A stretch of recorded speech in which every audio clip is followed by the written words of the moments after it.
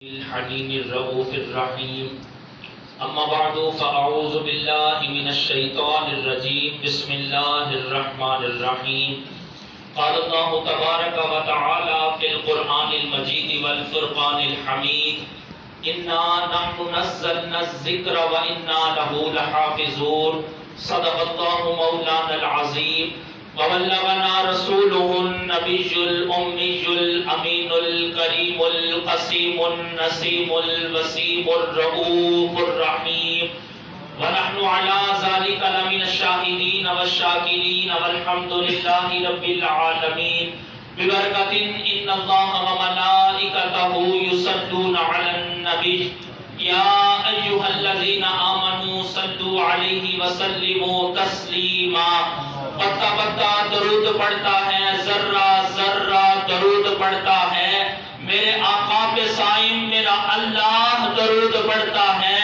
محبت کے ساتھ پڑھ لیجئے الصلاۃ والسلام علیک یا رسول اللہ وعلی آلک و اصحابک یا حبیب اللہ الصلاۃ والسلام علیک یا نور اللہ وعلی آلک و اصحابک یا رحمۃ للعالمین ان انتیاری حسبا یوما الى ارض الحرم بلغ سلامی روضتن فیہا النبی المحترم من وجہہ شمس الضحا من خطہ بدر الدجا من ذاتہ نور الہدا من کفہ بحر الہمم سلام اس پر کہ جس نے بے کسوں کی دستگیری کی سلام اس پر کہ جس نے بادشاہی میں فقیری کی سلام اس پر جو امت کے لیے راتوں کو روتا تھا سلام اس پر جو فرش خاک میں جھاڑے پہ سوتا تھا سلام اس پر کہ اسرار محبت جس نے سکھلائے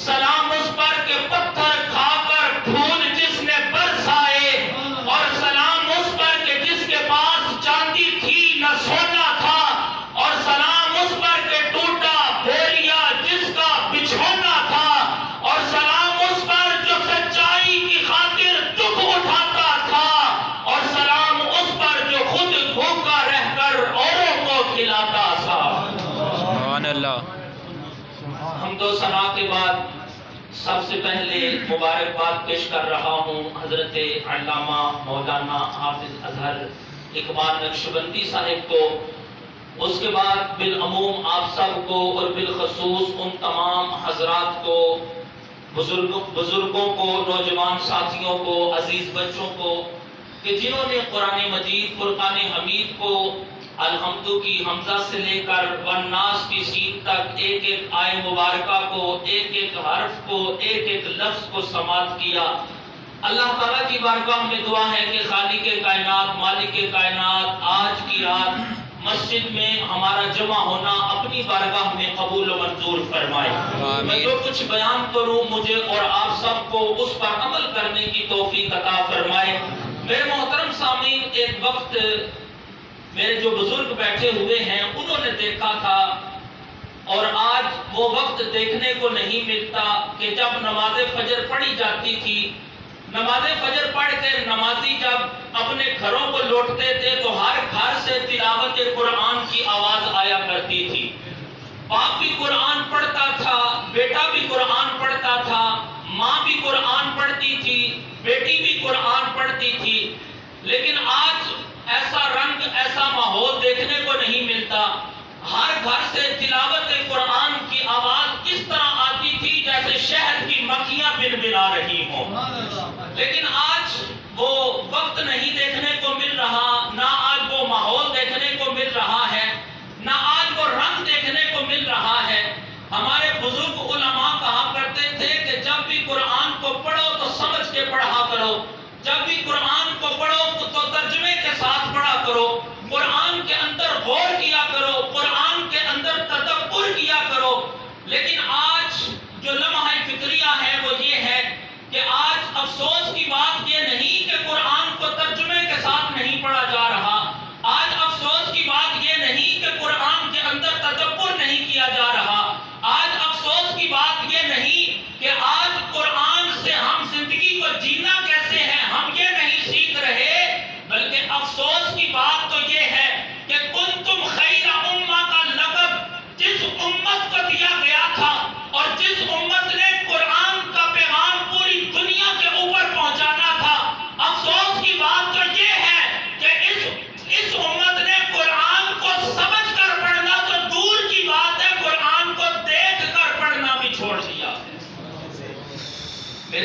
محترم سامعین ذرا غور کریں کہ قرآن ہے کیا؟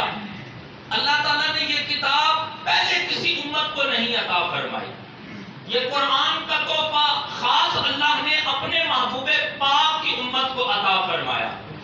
دیکھیں نا، آج اگر کسی کو قرآن سمجھ میں نہیں آتا، معنی سمجھ میں نہیں آتے، مطالب سمجھ میں نہیں آتے، لیکن حضور کا وہ فرمان سامنے رکھیں کہ قرآن کو اگر دیکھ کر پڑھا جائے تو ایک حرف کے بدلے میں 10 نیکیاں ملتی ہیں. اگر پڑھنا نہیں آتا، صرف کھول کر بیٹھ جائیں قرآن کو، دیکھنا بھی عبادت بن جایا کرتا ہے. اگر آپ احباب کی توجہ ہو تو ایک مثال دینا چاہتا ہوں. کتنے لوگ ہیں جو گھروں میں طوطا پالتے ہیں کہ نہیں پالتے؟ ایک بولنے والا طوطا ہم گھروں کے اندر پالتے ہیں، بڑے شوق کے ساتھ اسے پالتے ہیں. اب ہم اسے ایک جملہ سکھاتے ہیں. اگر آپ کی توجہ رہی تو آپ کو بات سمجھ آئے گی کہ ہم اسے جملہ سکھاتے ہیں، اور وہ جملہ کیا ہوتا ہے؟ میاں مٹھو چوری کھانیاں. جملہ سکھاتے ہیں کہ نہیں سکھاتے؟ بعض لوگ سکھا دیتے ہیں طوطے کو السلام علیکم. اب طوطا بھی آگے سے کہتا ہے السلام علیکم. لیکن میں آپ کے سامنے یہ سوال رکھ رہا ہوں کہ مجھے بتائیں، کیا طوطے کو پتا ہے چوری کیا ہوتی ہے؟ بولیے گا ذرا. کیا طوطے کو پتا ہے کہ میاں مٹھو کیا ہوتا ہے؟ لیکن ہم کیا کرتے ہیں کہ طوطے کو اپنی زبان سکھاتے ہیں، میاں مٹھو چوری کھانیاں. اب طوطا بھی آگے سے بولتا ہے میاں مٹھو چوری کھانیاں. اب طوطے کو نہیں پتا چوری کیا ہے، اب طوطے کو نہیں پتا کہ یہ میاں مٹھو ہونا کیا ہے. لیکن ہوتا کیا ہے کہ طوطا ہم انسانوں کی زبان بولتا ہے. جب طوطا ہم انسانوں کی زبان بولتا ہے، ہمیں اس طوطے پر بڑا پیار آتا ہے. ہم اسے پنجرے سے نکالتے ہیں، اپنے سینے کے اوپر بٹھاتے ہیں، ہم اسے بوسہ بھی دیتے ہیں، ہم اسے کھانا بھی کھلاتے ہیں، ہم اسے فروٹ بھی کھلاتے ہیں، ہم اسے دانا بھی ڈالتے ہیں، ہم اسے پانی بھی پلاتے ہیں. لیکن وجہ کیا ہے کہ طوطے نے ہماری زبان بولی ہے، اس لیے ہمیں طوطے پہ بڑا پیار آتا ہے. بلا تشبیہ و بلا مثال میرے محترم سامعین، قرآن رب کا کلام ہے. اگر آپ کو اس کی سمجھ نہیں، آپ بس اس کو کھول کر پڑھ لیں. اگر ایک پرندے پر اپنی زبان بولنے پر اتنا پیار آتا ہے تو اس یقین کے ساتھ قرآن کو پڑھا کریں کہ یہ قرآن رب کا کلام ہے. جب ہم اس قرآن کو پڑھیں گے تو اس رب کو بھی ہمارے اوپر بڑا پیار آئے گا. سبحان اللہ. اللہ اکبر. یا رسول اللہ زندہ باد.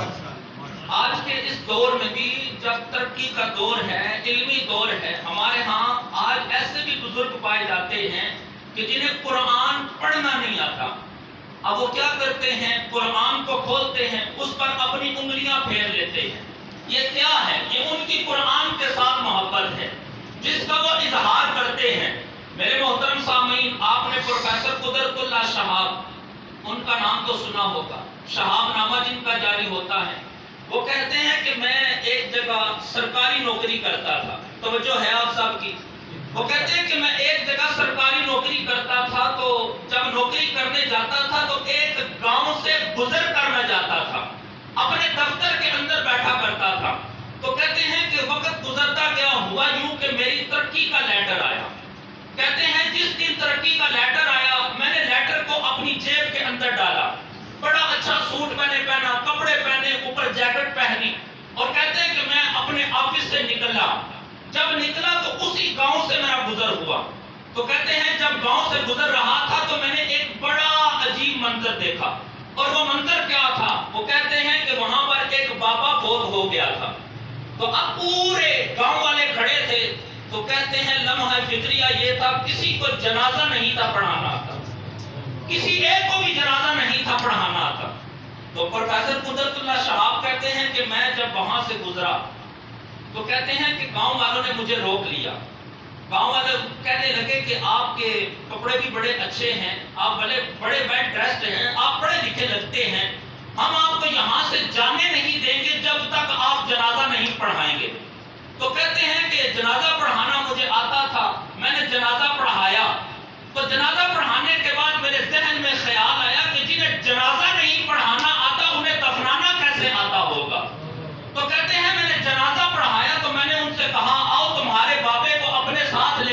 میں دفنا بھی دیتا ہوں.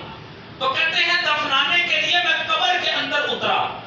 وہ ہمارے بزرگ پیچھے سے پتہ ہے نا آواز دیتے ہیں گوٹے ڈال وہ ذرا آواز آتی ہے کہ نہیں آتی. تو کہتے ہیں میں قبر کے اندر اترا تو مجھے آواز آئی تو میں نے اپنے گھٹنوں کو سمیٹا. تو کہتے ہیں کہ اسی دوران وہ لیٹر جو میں نے اپنے سامنے والی جیب کے اندر رکھا تھا کہتے ہیں وہ خط قبر کے اندر گر گیا. وہ اپوائنٹمنٹ لیٹر جو تھا وہ قبر کے اندر گر گیا. مجھے پتہ نہ چل سکا.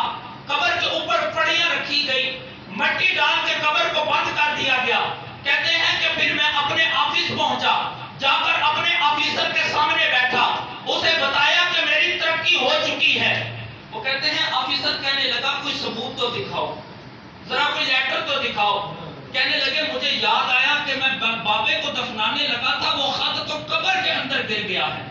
تو کہتے ہیں کہ میں نے آفیسر کی منتیں کی, میں نے انہیں بتایا کہ میرا اپوائنٹمنٹ لیٹر آ گیا. تو کہنے لگے آفیسر کہنے لگا جب تک آپ وہ لیٹر نہیں لے کر آتے میں سائن نہیں کر سکتا, آپ اپنی نوکری کو شروع نہیں کر سکتے. تو کہتے ہیں میں دوبارہ گاؤں والوں کے پاس آیا, میں نے پوچھا وہ بابا کن کا تھا جو بابا فوت ہوا جس کو 2 گھنٹے پہلے دفنایا گیا. کہتے ہیں گھر کا پتہ پوچھ کر میں گھر والوں کے پاس پہنچا. اب گھر والوں نے مجھے قبر کھولنے سے منع کر دیا. کہنے لگے تم قبر کو نہیں کھول سکتے. کہتے ہیں میں نے بڑا انہیں سمجھایا, بڑی ان کی منتیں کی. کافی بحث و مباحثے کے بعد وہ اس بات پر راضی ہوئے ٹھیک ہے آپ اپنے لوگ لے کر آئے جو قبر کو کھولیں گے, آپ قبر کو کھلوائیں پھر اپنا لیٹر نکلوائیں.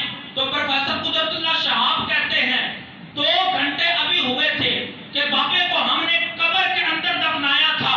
2 گھنٹوں کے بعد جب قبر کو کھولا گیا کہتے ہیں بڑا عجیب منظر دیکھا.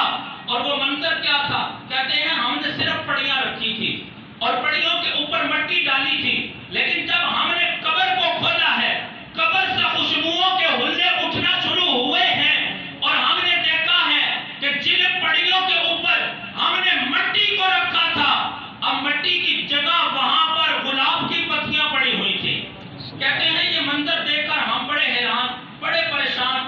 کہتے ہیں لیٹر نکالا, دوبارہ مٹی ڈالی, گھر والوں کے پاس گئے, بیوی سے پوچھا, بچوں سے پوچھا بتاؤ بابے کا عمل کیا تھا, بابے کو کس نیکی کی جزا ملی ہے. گھر والے کہتے ہیں بابے کا ایک عمل تھا. اللہ کرے جس طرح رمضان المبارک کے اندر ہم نے یہ عمل کیا پورا سال اسی طرح ہم قرآن کو کھولا کریں. میں کہتا ہوں تلاوت نہ بھی کرے صرف کھول کر دیکھ لیا کرے, اپنے دن کا آغاز اس کو کھول کر کیا کرے. اللہ نے اس کو دیکھنا بھی عبادت بنا دیا ہے. کہتے ہیں گھر والوں سے پوچھا بتاؤ بابے کا عمل کیا تھا. تو گھر والوں نے عمل جو بتایا وہ کہتے ہیں گھر والے کہتے ہیں کوئی صبح ایسی نہیں تھی ہوتی کہ جب بابا مسجد سے نماز فجر پڑھ کر آتا اپنے دن کا آغاز اس وقت تک نہیں تھا کرتا جب تک قرآن کو کھول کر نہیں تھا دیکھ لیتا. کہتے ہیں اگلی بات بڑی عجیب گھر والوں نے بتائی, اور وہ بات کیا تھی؟ گھر والے کہنے لگے کہ بابے کو قرآن پڑھنا نہیں تھا آتا, بابا قرآن کو کھولتا تھا, قرآن کھولنے کے بعد اپنی انگلی قرآن کی آیتوں پر پھیرتا تھا اور وہ جملہ کیا بولتا تھا, اے میرے رب میں نہیں جانتا کہ تو نے ان آیتوں کے اندر کیا فرمایا ہے, تیرے کون کون سے احکام ان آیتوں کے اندر ہیں. وہ بابا صرف اتنا کہا کرتا تھا رب یہ نہیں جانتا کہ ان آیتوں کے اندر تو نے کیا فرمایا ہے, لیکن اتنا جانتا ہوں تو نے جو بھی فرمایا ہے سچ ہی فرمایا. عزیزان گرامی قدر آپ خود اندازہ کریں کہ بندے کو قرآن نہ پڑھنا آتا ہو, صرف قرآن کو صبح اٹھ کر دیکھ لے, جب قبر کے اندر جاتا ہے اللہ کتنے انعام عطا فرماتا ہے. پھر جس کو پڑھنا بھی آتا ہو وہ پڑھے گا تو کل قیامت کے دن اللہ انہیں کتنے انعام عطا فرمائے گا. اور پھر آپ جتنے بھی حضرات بیٹھے ہوئے ہیں ان کے لیے خاص طور پر کہ آپ کو اللہ نے کنتم خیر امہ کا تاج آپ کے سر پہ سجایا ہے. آپ ذرا غور کریں تو اس وقت تورات اپنی اصلی حالت میں موجود نہیں, زبور اپنی اصلی حالت میں موجود نہیں, انجیل اپنی اصلی حالت میں موجود نہیں. 4 آسمانی کتابیں جو برحق ہیں ان میں سے تورات بھی اپنی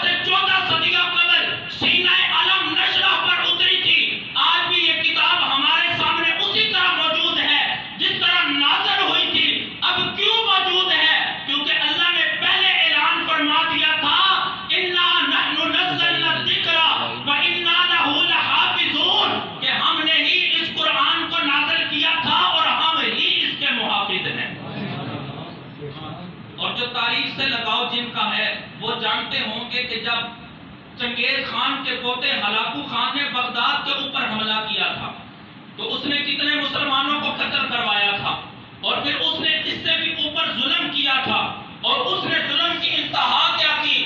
اس نے کہا مسلمانوں کی جتنی بھی مقدس کتابیں ہیں ان کتابوں کو لایا جائے، ان کو جلا دیا جائے، مدرسوں کے اندر جتنی کتابیں ہیں انہیں لایا جائے، انہیں جلایا جائے، مساجد کے اندر مسلمانوں کی جتنی بھی کتابیں ہیں انہیں لایا جائے، انہیں جلایا جائے، دریا کے اندر بہا دیا جائے۔ جب مساجد سے کتابوں کو لایا گیا، مدارس سے کتابوں کو لایا گیا، مسلمانوں کے کتب خانوں سے، مسلمانوں کی لائبریریوں سے کتابوں کو لایا گیا، کئیوں کو جلایا گیا، کئیوں کے دریا کے اندر بہایا گیا، اب اس سے اگلا ظلم جو اس نے کیا، اور اس نے وہ جملہ بولا جو آج مغرب بول رہا ہے، بلکہ میں کہتا ہوں جو مغرب آج کہہ رہا ہے یہ آج سے پہلے ہلاکو خان نے کہا تھا۔ اس نے کہا تھا کہ تم نے مسلمانوں کی ساری مذہبی کتابوں کو جلایا، اور اس نے کہا اب ذرا لاؤ قرآن کو، یہ قرآن دنیا کے اندر فتنے کا باعث ہے۔ کس نے کہا تھا؟ ہلاکو خان نے۔ کس نے کہا تھا؟ بولیے سارے۔ ہلاکو خان نے کہا تھا۔ آج مغرب بھی یہی کہتا ہے کہ قرآن دنیا کے اندر فتنے کا باعث ہے۔ اس نے کہا لاؤ ذرا قرآن کو دریا کے اندر بہاؤ۔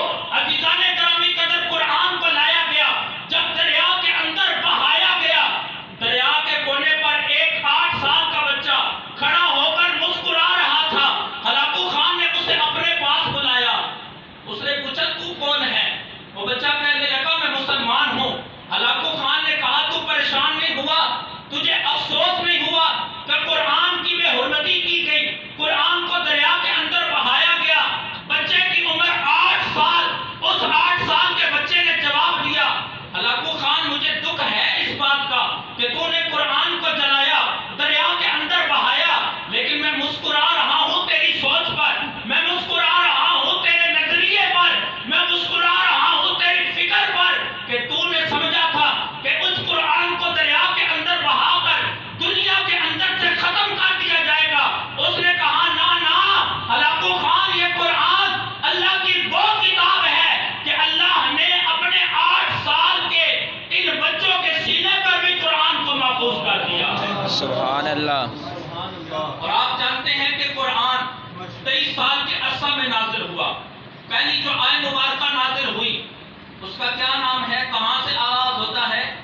اقرأ بسم ربک الذی خلق۔ پھر اس کے بعد ایک آیتیں یا 2 آیتیں، اور پھر حضور علیہ السلام جہاں پر مناسب سمجھتے ترتیب کے ساتھ ان آیات کو رکھا جاتا، اور آج یہ جو قرآن ہمارے سامنے نسخے کی صورت میں موجود ہے یہ صدقہ ہے جناب سیدنا صدیق اکبر کا، جنہوں نے قرآن کو جمع کروایا، ورنہ قرآن ہڈیوں پر تھا، ورنہ قرآن چمڑے پر تھا، ورنہ قرآن پتھروں پر لکھا ہوا تھا، ورنہ قرآن کپڑے پر لکھا ہوا تھا۔ اور پھر اس کے بعد سب سے بڑا احسان جناب عثمان غنی نے کیا کہ جنہوں نے پوری امت مسلمہ کو قرآن کے ایک لہجے پر آگے اکٹھا کیا، اس لیے ان کو جامع القرآن کہا جاتا ہے۔ جب یہ قرآن مجید 23 سال کے، بڑی توجہ چاہوں گا، آج یہ جو یہودی مسجد اقصی پر، بیت المقدس پر حملہ کر رہے ہیں، میں کہتا ہوں ذرا ان سے پوچھو کہ یہ کس وجہ سے حملہ کر رہے ہیں؟ یہ وجہ آج سے 1400 صدیاں قبل مدینے والے مصطفیٰ نے بیان فرمائی تھی۔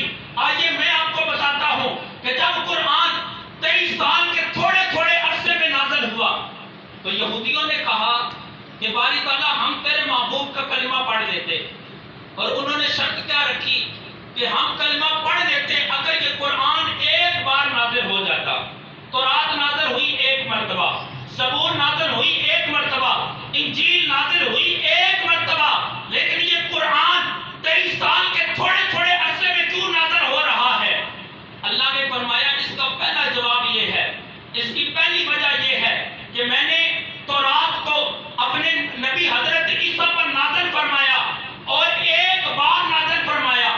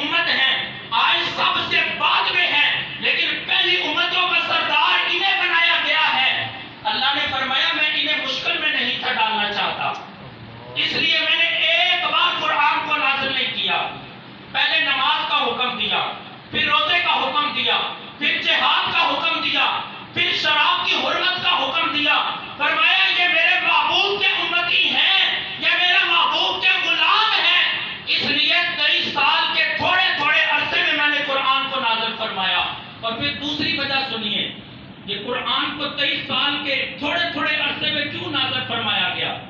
جناب موسیٰ کو اللہ نے فرمایا اے موسیٰ اگر تم نے تورات لینی ہے تو تمہیں کوہ طور پر آنا پڑے گا۔ توجہ ہے آپ سب کی؟ آپ تھک تو نہیں گئے؟ تقریر ختم کر دوں؟ ذرا محبت سے بولیے سبحان اللہ۔ سبحان اللہ۔ ذرا باہر جو بیٹھے ہوئے ہیں وہ بھی کہیں سبحان اللہ۔ اب یہ 23 سال کے تھوڑے تھوڑے عرصے میں کیوں نازل ہوا؟ اب اس کی دوسری وجہ سنیے۔ اللہ نے فرمایا اے میرے عیسیٰ اگر تورات کو لینا ہے تو کوہ طور پر آنا پڑے گا۔ کوہ طور، اگر انجیل کو لینا ہے تو کوہ طور پر آنا پڑے گا۔ اب کوہ طور پر جاتے ہیں، انجیل کو لاتے ہیں۔ عزیزان گرامی قدر، اللہ نے اپنے محبوب سے فرمایا کہ اے میرے محبوب آپ کو میرے پاس آنے کی ضرورت نہیں۔ آپ اگر بدر میں ہوں گے قرآن وہاں پر بھی پہنچے گا۔ آپ اگر حنین میں ہوں گے قرآن وہاں پر بھی پہنچے گا۔ آپ اگر احد میں ہوں گے قرآن وہاں پر بھی پہنچے گا۔ آپ اگر موتا میں ہوں گے قرآن وہاں بھی پہنچے گا۔ آپ اگر مکہ کے بازاروں میں ہوں گے قرآن وہاں بھی پہنچے گا۔ آپ اگر مدینہ کے کوثاروں میں ہوں گے قرآن وہاں پہ بھی ہوگا۔ رب نے فرمایا اے میرے محبوب آپ اگر عائشہ کے بستر پر ہوں گے تو قرآن وہاں پر بھی پہنچے گا۔ یہ دیکھیں نا صاحب قرآن کی شان ہے کہ قرآن لانے والے کون ہیں؟ جناب جبریل، جنہیں سید الملائکہ کہا جاتا ہے، جنہیں فرشتوں کا سردار کہا جاتا ہے۔ اور اللہ نے فرمایا لو انزلنا ھذا القرآن علی جبل لرأیتہ خاشعا متصدعا من خشیۃ اللہ، کہ اگر ہم اس قرآن کو پہاڑوں پر نازل کرتے تو ہوتا کیا کہ اللہ کے خوف سے اور قرآن کی ہیبت سے پہاڑ بھی ریزہ ہو جاتے۔ اب پہاڑ کیا ہیں؟ آج بھی پہاڑ زمین کے اندر کھڑے ہوئے ہیں، بڑی مضبوط چٹانیں ہیں، لیکن اللہ نے فرمایا یہ میری ایک آیت کو برداشت نہیں کر سکتے۔ اب لانے والے سید الملائکہ ہیں۔ اب حالت کیا ہے کہ ایک آیت جب اللہ عطا فرماتا ہے تو جناب جبریل کانپنا شروع ہو جاتے ہیں۔ جناب جبریل اور فرشتوں کی پوری جماعت سجدے کے اندر گرتی ہے اور عرض کرتی ہے باری تعالیٰ ہمیں خاص اذن عطا فرما کہ ہم اس آیت مبارکہ کو لے کر تیرے محبوب کے سینہ علم نشرح تک پہنچے۔ اللہ جب خاص اذن دیتا تھا تب جناب جبریل ایک آیت کو لے کر آتے تھے۔ جناب جبریل سید الملائکہ ہے، فرشتوں کے سردار ہیں، اور ان کی شانیں کیا ہیں؟ حضور فرماتے ہیں جبریل کے 600 پر ہیں۔ کتنے پر ہیں؟ 600۔ فرماتے ہیں کہ 600 پر ہیں، اور کائنات کے 14 طبق حضور فرماتے ہیں کہ اگر جبریل اپنے پر کا ایک کنارہ کائنات کے 14 طبقوں پر مار دے تو اس کائنات کو روئی کی طرح اڑا کر رکھ دے، وہ جبریل ایک آیت کا بھار برداشت نہیں کر سکتے۔ تو کیا کہنا پھر سینہ مصطفیٰ کا کہ جس سینہ مصطفیٰ پر قرآن کی ایک آیت نہیں بلکہ پورا قرآن ہی سینہ مصطفیٰ پر نازل ہوا ہے۔ سبحان اللہ۔ عزیزان گرامی قدر، بس آخری بات کر کے اپنی گفتگو کا اختتام کر رہا ہوں کہ آج یہ قرآن ہمارے اوپر اثر نہیں کرتا، یہ قرآن ہمارے دلوں پر اثر نہیں کرتا، یہ قرآن ہماری روحوں پر اثر نہیں کرتا، لیکن آئے دیکھیں ذرا وہ صحابہ کہ جن کے دلوں پر بھی قرآن نے اثر کیا، جن کی روحوں پر بھی قرآن نے اثر کیا۔ اور ایک نام لے رہا ہوں، حضرت طفیل بن عمر رضی اللہ تعالی عنہ، جن کا تعلق یمن کے قبیلہ دوست کے ساتھ تھا۔ اور قبیلہ بنو دوست کون سا قبیلہ ہے اس کے تعارف کے لیے صرف اتنی بات کافی ہے کہ جناب ابو ہریرہ کا تعلق یمن کے اس قبیلہ بنو دوست کے ساتھ تھا۔ حضرت ابو طفیل بن عمر کہتے ہیں کہ میں مکہ آیا تو کافروں نے مجھ سے کہا کہ ایک بڑا خوبصورت نوجوان جو مکہ کے اندر ہے جس نے اعلان نبوت کر دیا ہے، کافروں نے کہا اس کی بات کو نہ سننا۔ تو حضرت ابو طفیل بن عمر کہتے ہیں میں نے پوچھا وجہ کیا ہے؟ تو کافر کہنے لگے وجہ ایک ہے کہ جو اس کی بات سنتا ہے پھر وہ اسی کا ہو کے رہ جاتا ہے، اور پھر وہ جب سے آیا ہے اس نے ہمارے گھروں کے اندر فساد برپا کیا ہے۔ اگر بیوی مسلمان ہے تو شوہر کافر ہے، اگر باپ مسلمان ہے تو بیٹا کافر ہے۔ جب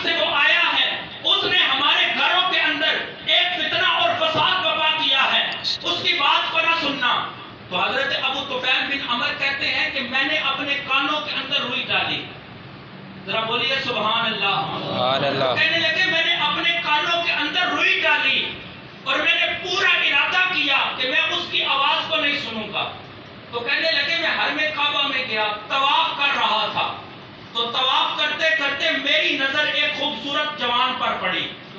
تو کہتے ہیں اس خوبصورت جوان کا چہرہ اتنا حسین و جمیل تھا کہ میرے دل نے گواہی دی کہ یہ وہی محمد ہو سکتے ہیں کہ جنہوں نے نبوت کا دعویٰ کیا ہے۔ ان کا چہرہ اتنا حسین و جمیل ہے کہ ان جیسا پہلے میں نے کبھی نہیں دیکھا اور قیامت تک کبھی نہیں دیکھ سکتا۔ سبحان اللہ۔ تو کہنے لگے طواف کرتا کرتا جب میں ان کے قریب پہنچا تو وہ کچھ پڑھ رہے تھے۔ تو کہتے ہیں جب میں نے کان قریب کیے میں نے کہا سنوں تو صحیح پڑھ کیا رہے ہیں؟